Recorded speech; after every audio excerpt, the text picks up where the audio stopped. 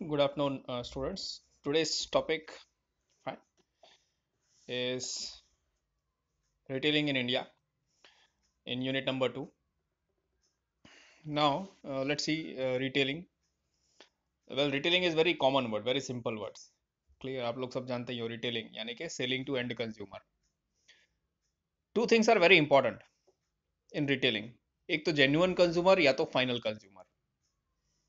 ठीक. अब ये retailing वर्ड नया नहीं है. FY के अंदर आपको आया होगा. फर्स्ट ईयर के अंदर जब मार्केटिंग का सब्जेक्ट था आपके सेकेंड सेमेस्टर में, तो उसके अंदर डिस्ट्रीब्यूशन था, प्लेस. ठीक है. डिस्ट्रीब्यूशन के अंदर हम लोग 4 लेवल किए थे. There are 4 level. पहला मैन्युफैक्चरर. फाइन. मैन्युफैक्चरर जो गुड सेल करता है डायरेक्ट कस्टमर को. और दूसरा इंटरमीडियरी के साथ, यानी कि अगर एक वे है प्रोडक्ट डिस्ट्रीब्यूट करने का कि मैन्युफैक्चरर पहले होलसेलर को सेल करेगा, होलसेलर फिर रिटेलर को सेल करेगा, फिर रिटेलर सेल करेगा डायरेक्ट कस्टमर को. तो ये अलग अलग डिस्ट्रीब्यूशन चैनल थी. यहाँ पे हम लोग देख रहे हैं रिटेलर. ठीक है. रिटेलिंग. तो रिटेलिंग यानी कि जो भी इंसान किसी भी तरीके से, ठीक है, कोई भी वे से अगर प्रोडक्ट फाइनल कंज्यूमर को बेच रहा है तो वो रिटेलर है. अगर वो किसी और पर्सन को बेच रहा है, ठीक है, जो उस प्रोडक्ट को यूज नहीं करने वाला है बल्कि उसका कमर्शियल यूज करने वाला है, यानी कि उसको फिर से कहीं और सेल करने वाला है, तो वो फर्स्ट पर्सन रिटेलर नहीं हुआ. रिटेलर वही होता है जो प्रोडक्ट को यूज करने वाले को ही डायरेक्ट बेचे. ठीक है. उस प्रोडक्ट को रीसेल करने वाले को नहीं. जो पर्सन या जो इंस्टीट्यूशन डायरेक्ट कस्टमर जो यूजर है, प्रोडक्ट के यूजर को सेल करती है ना, तो वो पर्सन, वो व्यक्ति, वो रिटेलर है. When a person buys a product for his personal needs, he does not resell them. Retailing is the last channel of distribution. It is the last channel but not the least. Dealers are involved in retailing. Dealers भी होते हैं retailing में. यहाँ पे retailing की definition दी है अलग अलग विलियम स्टैंटन की. उसमें क्या कहा है? A retailer or a retail store is a business enterprise which sell primarily to ultimate consumer for non-business use. यानी कि उसके खुद के यूज के लिए, दोबारा बेचने के लिए, बिजनेस पर्पस के लिए नहीं, वो डायरेक्ट उसको यूज करने के लिए एंड कस्टमर को जो पर्सन बेचता है, वो पर्सन बेचने वाला वो रिटेलर है. According to Cundiff and Still, retailing consist of those activities involve in selling directly to ultimate consumer. Last ultimate consumer जो यूजर है उसको बेचने वाले पर्सन को रिटेलिंग कहते हैं. फाइन.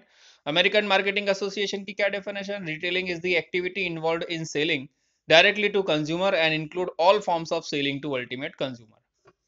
अब यहाँ पे अलग अलग फॉर्म दिए हैं रिटेलिंग के. हॉकर्स हो सकते हैं, हाट हो सकता है, गांव के अंदर हाट लगता है यानी कि वीकली बाजार. स्ट्रीट ट्रेडर्स गली गली में जो बेचते हैं. बिजनेस ऑन फिक्स्ड डे, जैसे कि यहाँ गुजरात में रविवारी लगती है, गुर्जरी मार्केट बोलते हैं. जनरल स्टोर्स जो अपने देखते हैं आसपास, shop, kirana stores, special stores, cooperative store, mail store. Mail store यानी कि पहले के ज़माने में क्या है कि डाक पार्सल के थ्रू सेलिंग बाइंग होती थी. अभी तो ये ई कॉमर्स ने ले लिया है. Second store, super stores. कई कई जगह पे सुपर स्टोर, सुपर मॉल भी होते हैं.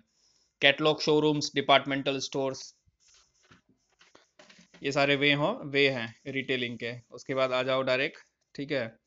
फीचर्स तो हम लोग क्विकली देख लेंगे. रिटेलिंग के फीचर्स क्या क्या हैं, मतलब इसमें क्या क्या एक्टिविटीज़ होती हैं. परचेज फ्रॉम होलसेलर्स, ये लोग होलसेलर से परचेज करते हैं. Second, more business on credit. कभी कभी रिटेलर का ज़्यादा बिजनेस जो है वो क्रेडिट पे ही होता है, उधार पे होता है. Third one, purchase from a fixed agent और अ बिजनेसमैन. वो लोग एक फिक्स्ड होलसेलर से ही बाय करते हैं. Benefit of circumstances. सर्कमस्टेंसेस यानी कि सिचुएशन का बेनिफिट लेते हैं, यानी कि जब मार्केट में माल सामान का रेट कम हो तो वो बंच में माल खरीद के स्टोर कर लेते हैं, और जब हाई हो तब वो रिटेलिंग आराम से करते हैं. Sale to consumer on cash. Consumer को वो कभी कभी कैश में भी, ठीक है, सेल करते हैं. कुछ बिजनेसेस हैं जिसमें कैश में ही सेल करना पड़ता है. ये स्ट्रीट वेंडर हैं, हॉकर्स हैं या रविवारी बाजार वाले हैं, वो सब कैश में ही डील करते हैं, वो बाकी नहीं रखते हैं. लेकिन स्टोर वाले हैं, शॉप वाले हैं, ये सब बाकी भी रखते हैं, उधार में कैश सेल करते हैं. Sale of a numerous products. तो अपने किराना में देखा होगा, लगभग ऑलमोस्ट सारी घर की यूज की आइटम वो लोग शॉप में रखते हैं.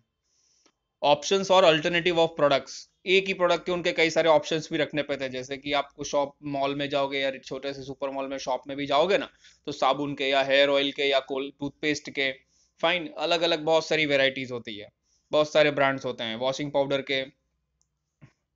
आठवां है लिमिटेड प्रॉब्लम ऑफ स्टोरेज. अब शॉप के अंदर या रिटेलर्स को क्या हमेशा प्रॉब्लम होती है स्टोर की, क्योंकि इतने सारे ब्रांड्स अवेलेबल है मार्केट में, वो क्या स्टोर करें क्या नहीं करें, वो हमेशा उनको अपने शेल्फ स्पेस यानी कि अपने जो शॉप की जो स्पेस है उससे फाइट करना पड़ता है।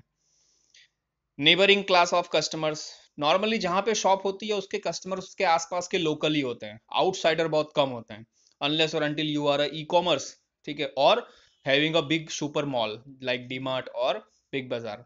अगर आप छोटे से लोकल किराना शॉप या तो फिर वेंडर हैं तो वो लोकली मार्केट आपका रहता है। क्रेडिट टू नोन कस्टमर्स, वो अपने आसपास के जो कस्टमर्स हैं, ठीक है, जानकार कस्टमर्स जो काफ़ी लंबे समय से रहते हैं उनको काफ़ी लंबे समय से उनके आसपास सेल करते हैं, उनको वो क्या करते हैं कि क्रेडिट पे भी दे देते हैं। Home delivery of goods, product की वो लोग होम डिलीवरी भी करते हैं, ठीक है।